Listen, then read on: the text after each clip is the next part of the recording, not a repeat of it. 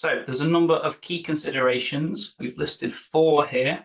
There's initial planning, there's financial planning, there's committing to your business, and then going ahead and growing your business. We're going to talk about each of those. So initial planning, before you make that jump, because it is a big life transition, going from a paid environment where you've got guaranteed income to becoming a freelancer, you need a business plan. You need to refine your ideas. You might think you don't need one if it's just you by yourself, but you are the business, so you need a business plan.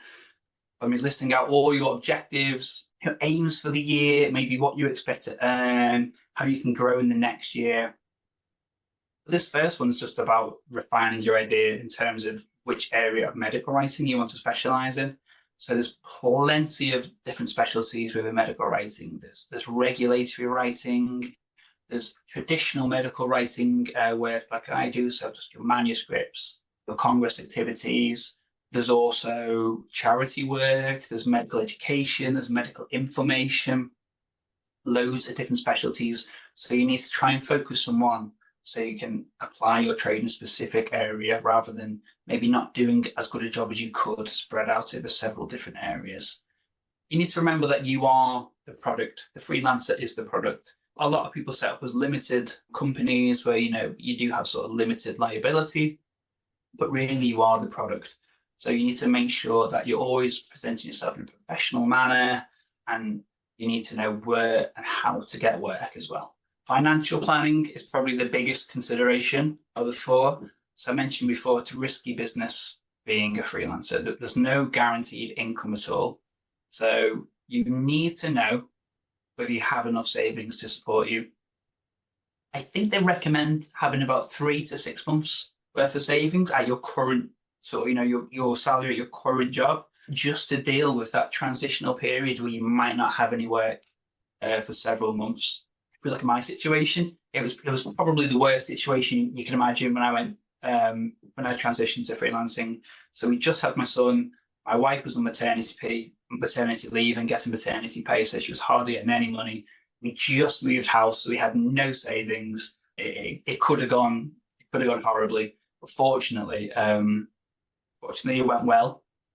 But I would not advise that anyone did it in a similar situation that I did in.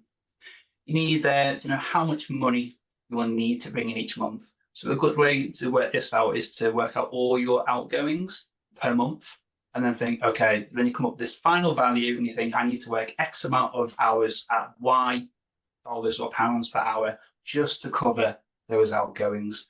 And then you need to try and earn a bit more than that, so you've actually got some savings as well. And as I mentioned before, there's definite startup costs, because without all of this equipment here that I've listed, you're not even able to deliver the work. So as I mentioned before, computer, laptop, monitor, mouse, keyboard, printer, desks, chairs, it all adds up. And I think that's why you also need those savings to begin with, because without all this technology, you're not even able to do your job. I've listed insurance at the bottom. I'm not sure whether this is the same case in America, but over in England particularly, a lot of clients won't even engage with you unless you have professional indemnity insurance, just so that they are covered and also you're covered as well. So, but that is quite expensive, particularly if you've paid for all this other tech as well listed there. And also health insurance as well. I know it's quite standard over in the US, but here in England as well, the National Health Service is going to ruins. It's quite important to have. So you've made that decision where you're going to make the transition. You now need to commit to your business. So you've thought about your business model that we said at the first, a couple of slides back, your business plan. You've worked out that you want to specialize in a certain area, that you're going to contact XYZ clients. So you need to think of a nice snazzy name for your company and register it.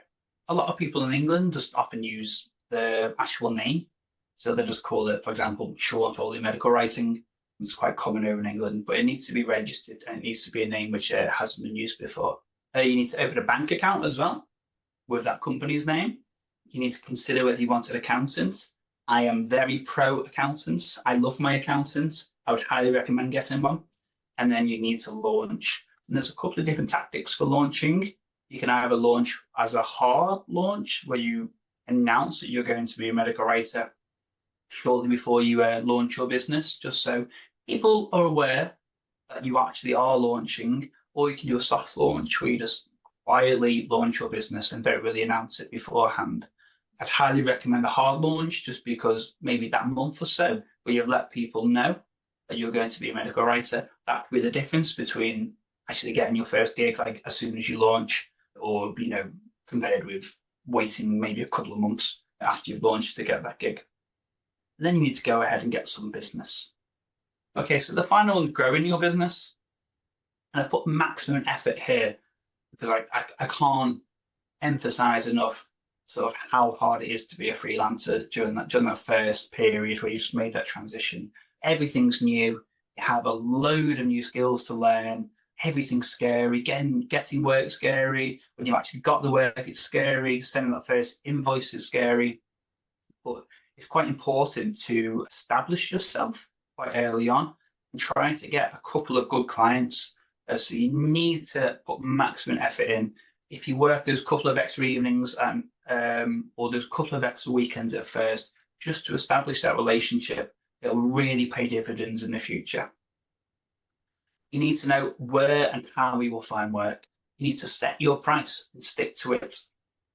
So in the UK, I think the average price for a medical or freelance medical writer is about £50 to £90 an hour. In the US, I think it's maybe about $100, but I did a bit of research and there's a wide variation. It can even go up to like $200 an hour. But it's important that we do not undervalue ourselves and other freelancers. So I believe it was JFK who said a rising tide lifts all boats.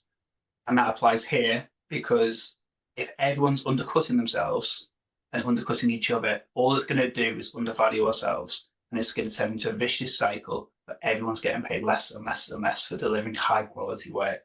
So in an ideal scenario, each year everyone's gradually increasing their prices in line with inflation and not undercutting themselves. It just damages the whole industry. You also need to be prepared to turn down work. So while at first you might want to put maximum effort in to try and get all these established relationships and deliver this work and get a name for yourself, once you're established, you want to be turning down work. You don't want to be in another scenario where you're burnt out, which might have been the whole reason why you've moved into being a freelancer. And also you don't want to be delivering substandard work because you've taken on too much. It can happen to us all, but I think it's much better to either approach the client and say, I can't deliver this to a standard that I want to at this timeline. Is it okay whether I do it next week or this weekend, or even find a substitute who can do the work for you, and you can still provide some reviewing time to make sure it's up to the standard that you'd want it to be delivered to. So there's also some practical tips to growing your business, and here we've listed some places where you actually might find some freelance work. So I can't emphasize enough just how good a cold email can be to a company. Just contacting them out of the blue. The worst thing that can happen is that they just say, we've got no work for you, sorry. Or you don't get a reply. The best thing that can happen is that they say, yes, we've got some work, here it is. Or, somewhere in the middle where they say, we don't have any work for you now, but maybe next month. Just getting your name known with a company can really help. Just do a simple cold email.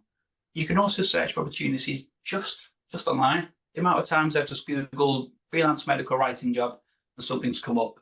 Let Google do the hard work for you. You can really find a lot of positions just through Google. There's also a lot of freelance job sites. So some of them are non-specific to medcoms, like Fiverr, Upwork, for example. They still have medical writing positions on there. Then you have more specific to medcoms job sites like Finding Professionals, which I run. There's one called Talus as well, which is very similar to Upwork and Fiverr, but it's more specific to medical writing. So there's several of those that you can get work from. You can ask clients for testimonials and just gather word of mouth recommendations. So my first two clients was purely through this way. One of them was a friend who I used to work with at my agency. They moved on to another agency and said when they found out that I was going to be a freelancer, that they gave me some work. And my other clients when I first started was just someone that I played football with. He also was quite high up at another medical communications agency, and I just mentioned that I was going freelance, and word of mouth sort of got round, and both of those clients have now moved on from that original company that I supported. But just from word of mouth, I still work with them occasionally, those original companies. It's a good idea to build an impressive website. And I highly recommend doing this at the start if you don't have much work on, just using that time proactively to build an impressive website. A lot of times, a potential client, the first thing they'll do is just Google you just to see whether you're a real person or not, or you're based where you say you are if you have a nice, impressive website. In particular, if you can put examples of your work on there. You also need to make the most of your social media accounts. So Facebook, I don't think is very suitable for freelance medical writing. I don't think you're going to get many comms agencies on there. But LinkedIn is absolutely invaluable, particularly if you've grown a nice, strong network full of medical communicators as well. If you're posting actively on that, saying when you're not busy, I need some work, saying when you are busy, just so people know that you've always got work on, it sort of builds a bit of excitement for when you are free. Or just posting examples of your work, it really, really helps with generating leads that potentially lead to work.